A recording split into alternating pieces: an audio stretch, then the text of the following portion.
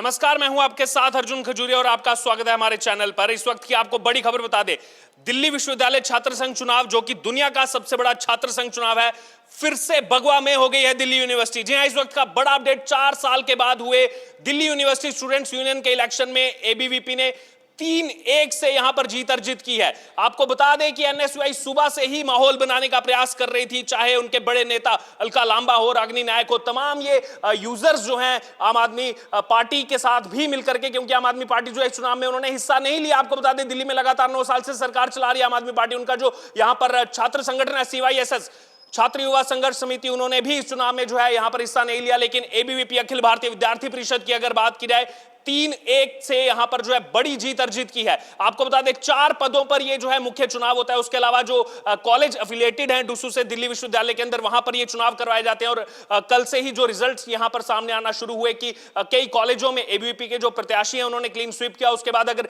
DUSU चुनाव की बात की, इसका इंतजार बेसब्री से इसलिए था क्योंकि पूरी दुनिया में यह सबसे बड़ा छात्र संघ का चुनाव है, जहां पर ईवीएम से वोटिंग जो है वो कराई जाती है। लाखों विद्यार्थी, इस विश्वविद्यालय में पढ़ने वाले विद्यार्थी जो है वो इस वोटिंग प्रक्रिया में जो है हिस्सा लेते हैं। और आपको बता दें, कोरोना काल के बाद से पहली बार जो है ये चुनाव को संपन्न कराया गया। इससे पिछली बार चुनाव जो है 2019 में कराए गए थे। उस समय भी एबीवीपी ने 3-1 से जो है जीत अर्जित की थी।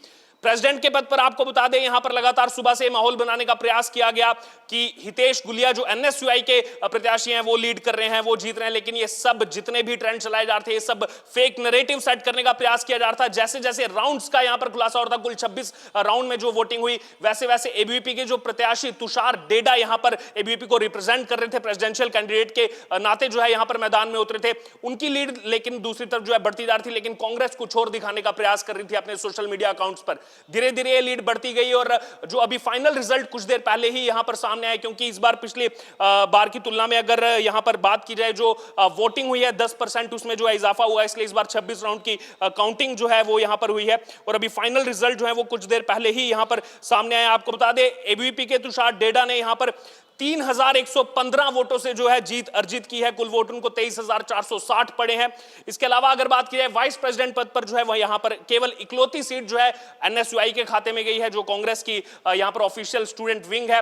केवल एक सीट उनको मिली है और लगातार यह माहौल बनाने का प्रयास किया गया कि कांग्रेस सभी सीटें जीत रही है। कुछ देर पहले आपको बता दें, राहुल गांधी भी दिल्ली विश्वविद्यालय आए थे, तो यहां पर यह माहौल बनाने का प्रयास किया गया कि राहुल गांधी के आने के बाद से व्यापक बदलाव देखा जा रहा है, छात्र उनके साथ है। और यह भी कहा गया यहां पर तमाम कांग्रेस के सोशल मीडिया अकाउंट्स की तरफ से कि राहुल गांधी को 2024 में प्रधानमंत्री के नाते यहां पर देखा जा रहा है। दिल्ली विश्वविद्यालय में उन्होंने ट्रेंड जो है बदल दिया। लेकिन अब जो रिजल्ट यहां पर सामने आ रहे हैं, अब वो जितने भी अकाउंट्स हैं उन्होंने सोशल मीडिया पर ट्वीट करना बंद कर दिया, क्योंकि आपको बता दें यहां पर बड़ी हार एनएसयूआई की हुई है। वाइस प्रेसिडेंट पद पर जो यहां पर जीत मिली है एनएसयूआई को, केवल 1800 वोट से जीत मिली है। उसके बाद अगर आपको बता दें, सचिव पद जो यहां पर सेक्रेटरी पद है, उसमें एबीवीपी की अपराजिता जो है उन्होंने सबसे ज्यादा अंतर से जो है यहां पर जीत अर्जित की है, 13,000 लगभग वोट। जी हां, 12,937 वोटों से उन्होंने यहां पर जीत अर्जित की है। यानी कि दूर दूर तक कोई भी यहां पर बाकी जो कैंडिडेट थे नजर नहीं आए। इसके अलावा अगर सह सचिव पद की बात की जाए, ज्वाइंट सेक्रेटरी पर एबीवीपी के सचिन बैसला जो है उन्होंने 10,000 वोटों से यहां पर जीत अर्जित की है। तो इससे आप समझ सकते हैं कि दिल्ली विश्वविद्यालय छात्र संघ, जिसको यह समझा जाता है कि आने वाले जो भी देश में इलेक्शन होते हैं, खासतौर पर लोकसभा का चुनाव आ रहा है, यहां से कहीं ना कहीं ट्रेंड जो है वो समझ में आता है कि आखिरकार जो यहां के विद्यार्थी हैं, जो युवा हैं, उनका मत जो है किस तरह है। और कांग्रेस को पूरे तरीके से यहां पर नकारने का काम जो है ये किया गया है। इतना ही नहीं, आपको बता दें, कम्युनिस्ट पार्टीज की तरफ से भी यहां पर जो है मैदान में सदस्यों को उतारा गया था, जिनकी जो है जमानत जब्त हो गई है। चाहे यहां पर एसएफआई हो, चाहे यहां पर आयसा हो, इन्होंने भी अपने जो है प्रत्याशियों को मैदान पर उतारा था और बड़ा बड़ा ट्रेंड जो है सोशल मीडिया के नाते सेट करने का प्रयास किया था। लेकिन इनकी जमानत जब जो है वो यहां पर नजर आ रही है पदों पर। बहरहाल, इसी बीच अगर बात की जाए, आपको यह भी बता दें कांग्रेस की तरफ से क्या कहा जा रहा था। यहां पर कांग्रेस की तरफ से रागिनी नायक जो है ऑफिशियल स्पोक्स पर्सन है, उन्होंने एक जो है सोशल मीडिया पर ट्वीट किया। आज सुबह का ट्वीट था कि कल नॉर्थ कैंपस में जैसे नारेबाजी से एबीवीपी को भगाया था, वैसे ही आज डूसू इलेक्शन के नतीजे डीयू से भगाएंगे, ऐसा विश्वास है। लेकिन ऐसा लग रहा है कि जो छात्र हैं, जो यहां पर नतीजे सामने हैं, इन्होंने एबीवीपी को नहीं भगाया, बल्कि डॉक्टर रागिनी नायक को ही वहां से भगा दिया है, कांग्रेस को ही वहां से भगा दिया। यही ट्रेंड जो है वो यहां पर देखने को मिल रहा है। कुछ देर पहले ही देश के गृह मंत्री अमित शाह, उनका भी जो है यहां पर बधाई भरा संदेश जो है वो अखिल भारतीय विद्यार्थी परिषद के लिए आया है। अमित शाह ने लिखा है कि दिल्ली विश्वविद्यालय छात्र संघ के चुनाव में एबीवीपी को मिली प्रचंड जीत पर परिषद के सभी कार्यकर्ताओं को हार्दिक बधाई। ये जीत राष्ट्रहित को सर्वप्रथम मानने वाली विचारधारा में युवा पीढ़ी के विश्वास को दर्शाती है। मुझे पूर्ण विश्वास है कि परिषद के कार्यकर्ता युवाओं में स्वामी विवेकानंद जी के आदर्शों और राष्ट्रवाद की भावना को जागृत रखने के लिए निरंतर संकल्पित भाव से कार्य करते रहेंगे। देखिए यहां पर ये जो स्टेटमेंट दी गई है अमित शाह की तरफ से, इसमें कई सारे हिडन मैसेज जो है यहां पर छुपे हुए हैं। राष्ट्रहित की बात यहां पर उन्होंने की। आपको बता दें इस एनएसयूआई का प्रभारी हाल ही में किसको बनाया गया? कन्हैया कुमार को। वो कन्हैया कुमार जेएनयू एसयू में जब वो प्रेसिडेंट थे टुकड़े टुकड़े की बात करते थे, लगातार जो है उनके तरफ से जो है ये स्टेटमेंट्स आती थी, ऐसे जो है नारे लगाए जाते थे जेएनयू के अंदर, जिसको अपोज उस समय के एबीवीपी के ज्वाइंट सेक्रेटरी जो चुन करके आए थे सौरभ कुमार, उन्होंने पूरे देश के सामने, पूरी दुनिया के सामने उजागर करने का काम किया था, जो जेएनयू में पिछले कई सालों से हो रहा है। और आज देख रहे हैं कि जेएनयू में भी परिवर्तन की लहर जो है नजर आ रही है।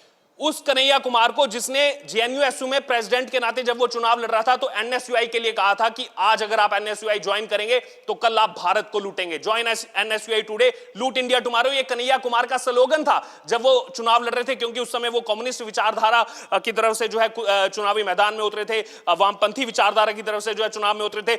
और जैसे ही उनको यहां पर प्रभारी बनाया गया एनएसयूआई का, राहुल गांधी के साथ जब वो जाकर के मिले, राहुल गांधी ने जो उनको जिम्मेदारी दी कि अब एनएसयूआई का जो कार्यभार है वो आपके कंधों पर है, आपको एनएसयूआई को संभालना है। और अब ये ट्रेंड जो है इसने दिखा दिया है कि आखिरकार राहुल गांधी हो या कन्हैया कुमार हो, दिल्ली विश्वविद्यालय का जो युवा है वो इनके साथ नहीं है। ये चुनावों में जो नतीजे सामने आए हैं उससे कहीं ना कहीं ये चीज परिदर्शित होती है कि कन्हैया कुमार पूरे तरीके से फेल हुए हैं। जो उनको जिम्मेदारी दी गई, जो लगा कांग्रेस पार्टी को कि नहीं कन्हैया कुमार को ये जिम्मेदारी देनी चाहिए, छात्र संघ चुनाव एक बार वो जीत चुके हैं जेएनयू के अंदर, और ऐसा ही ट्रेंड जो है वो डीयू में चलाएंगे। लेकिन यहां पर डीयू के जो छात्र हैं उन्होंने ये दिखा दिया कि कन्हैया कुमार की जो भी यहां पर पॉलिटिक्स है वो केवल जेएनयू तक ही सीमित है, डीयू में उसका कोई भी रोल नहीं है, क्योंकि ये चुनावी नतीजे जो है ये बता रहे हैं। आपको पिछला भी कुछ समय का रिजल्ट यहां पर बता दे, लगातार एबीवीपी का वर्चस्व जो है वो यहां पर बढ़ता जा रहा है। 2017 के जो यहां पर चुनाव हुए थे डूसू के, उसमें जो है 50-50 का मार्जिन रहा था। 2 सीटें एनएसयूआई ने जीती थी, 2 सीटें एबीवीपी ने जीती थी। उसके बाद 2018 में एबीवीपी ने 3-1 से जो है यहां पर जीत अर्जित की थी अध्यक्ष पद पर। उसके बाद अगर बात की जाए तो यहां पर उपाध्यक्ष पद पर और सह सचिव पद पर जीत अर्जित की थी। उसके बाद 2019 में चुनाव हुए, 2019 के बाद चुनाव नहीं हो पाए कोरोना की वजह से, और 2019 में एबीवीपी ने एक ऐसा रिकॉर्ड सेट किया जिसने कई दशकों का जो है यहां पर रिकॉर्ड तोड़ने का काम किया। अक्षित दहिया अखिल भारतीय विद्यार्थी परिषद की तरफ से जो उतारे गए यहां पर अध्यक्ष पद पर, उन्होंने रिकॉर्ड मार्जिन 19,000 वोटों से जीत अर्जित की, जो आज तक दिल्ली विश्वविद्यालय छात्र संघ के इतिहास में कभी नहीं हुआ। जब से यहां पर 70 के दशक से ये चुनाव जो है दिल्ली विश्वविद्यालय में हो रहे हैं, वो भी एक रिकॉर्ड जो है मार्जिन से जीत जो है वो एबीवीपी ने प्राप्त की थी। इससे पहले कभी भी जो है इतने मार्जिन से जीत जो है प्राप्त नहीं हुई थी। लेकिन यहां पर पूरा जोर लगा दिया, पूरा दमखम लगा दिया, कई सारे नेता उतार दिए यहां पर इस चुनाव में कांग्रेस ने। उसके बावजूद रिजल्ट क्या रहा वो पूरे देश ने देखा, पूरी दुनिया ने देखा। इस डूसू के अंदर जो है एनएसयूआई को भगाने का काम वहां के छात्रों ने किया है। केवल एक सीट पर उनको जीत प्राप्त हुई है, वो भी 1800 वोटों से। लेकिन सुबह से किस तरीके से ट्रेंड सेट किया जाता है। और अब आपको बता दें, फिर से दुखड़ा रोना यहां पर शुरू हो गया। कुछ देर पहले से ईवीएम पर ठीकरा फोड़ना शुरू कर दिया यहां पर कांग्रेस पार्टी ने। कांग्रेस पार्टी सुबह जब तक ये प्रचार कर रही थी कि हम चारों सीटों पर लीड कर रहे हैं, तब तक ईवीएम एकदम सही थी, तब तक ईवीएम को कुछ नहीं हुआ था।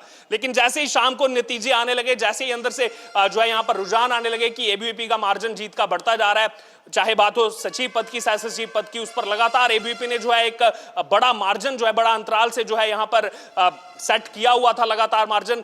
उसके बाद जो है यहां पर ईवीएम पर ठीकरा फोड़ना कांग्रेस पार्टी ने, एनएसयूआई ने शुरू कर दिया। और अब जो है यहां पर प्रशासन को भी घेरा जा रहा है, दिल्ली पुलिस को भी घेरा जा रहा है, और ये कहा जा रहा है कि ये देखिए इन्होंने जो है मिलकर के ये चुनाव हराया है। बहरहाल ये सब चीजें कर्नाटक चुनाव से पहले भी देखने को मिली थी। कर्नाटक चुनाव का जब रिजल्ट आया था एक दिन पहले, ईवीएम जो है वो खराब थी, ईवीएम जो है वो साउथ अफ्रीका से आई थी। लेकिन जब रिजल्ट कांग्रेस के पक्ष में गया था उस समय ईवीएम पर कुछ नहीं हुआ था। अब दिल्ली विश्वविद्यालय छात्र संघ चुनाव में भी ये देखने को मिला, यहां पर ठीकरा अब कांग्रेस जो है वो ईवीएम पर फोड़ रही है। लेकिन सुबह के आप इनके ट्वीट निकालेंगे, हो सकता है कुछ ये ट्वीट अपने डिलीट भी कर दें, जिस तरीके से ट्रोल इस समय इनको किया जा रहा है लोगों की तरफ से, जनता की तरफ से। बहरहाल लेकिन यहां पर बड़ी न्यूज यही, एबीवीपी ने बड़ी जीत अर्जित की। कोरोना काल के बाद पहली बार इतना बड़ा चुनाव छात्र संघ का, उसमें एबीवीपी की ये बड़ी जीत ये दर्शाती है कि आखिरकार जो युवा हैं 2024 के लिए उनकी क्या सोच है, 2024 में आखिरकार किसकी सरकार जो है आने वाली है। और आज पूरा डीयू जो है वो भगवा में हो चुका है, लगातार जश्न का माहौल जो है, वैसे विजुअल जो है दिल्ली विश्वविद्यालय से देखने को मिल रहे हैं।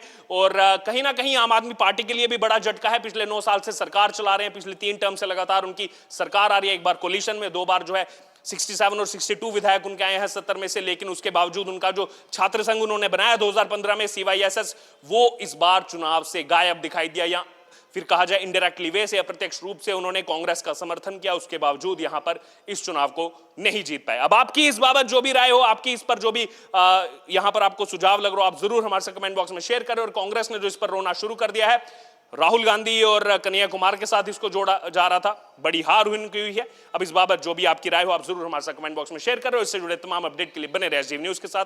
धन्यवाद।